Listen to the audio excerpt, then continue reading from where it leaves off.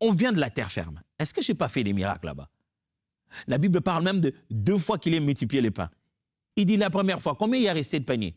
La deuxième fois, combien il y en a resté? Vous m'avez, moi, avec vous, ici, dans la barque, et vous vous inquiétez de qu'est-ce que vous allez manger. Qu'est-ce que vous n'avez pas compris? Mon frère, qu'est-ce que tu n'as pas compris? Qu'est-ce que tu n'as pas compris dans cette situation où tu as pleuré et puis Dieu a intervenu au-delà de toute attente? Qu'est-ce que tu n'as pas compris? Comment gardes-tu encore même attitude aujourd'hui? Pendant qu'en réalité, tu as vu la main de Dieu opérer hier.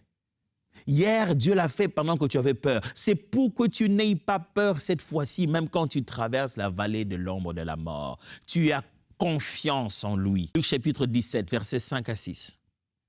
Les apôtres dirent au Seigneur, « Augmente-nous la foi. » Et le Seigneur dit, « Si vous aviez de la foi comme un grain de sénévé, vous diriez à ce sycomore, « Déracine-toi et plante-toi dans la mer. » Et il vous obéira. Les disciples ils voient Jésus qui a parlé à un arbre, puis le lendemain, il vient l'arbre complètement séché. Il dit, wow, c'est quoi cette histoire? Donne-nous d'avoir ça. Il a dit, et la foi de Dieu. Il dit, mais donne-nous d'avoir ces genres de choses aussi. Augmente-nous la foi. Ils se sont dit, pour un si grand résultat, ça doit certainement être une grande foi qui a fait ça. Jésus leur dit, ne réfléchissez pas comme ça. Le problème, la chose la plus importante avec la foi, c'est que tu puisses l'avoir de façon authentique.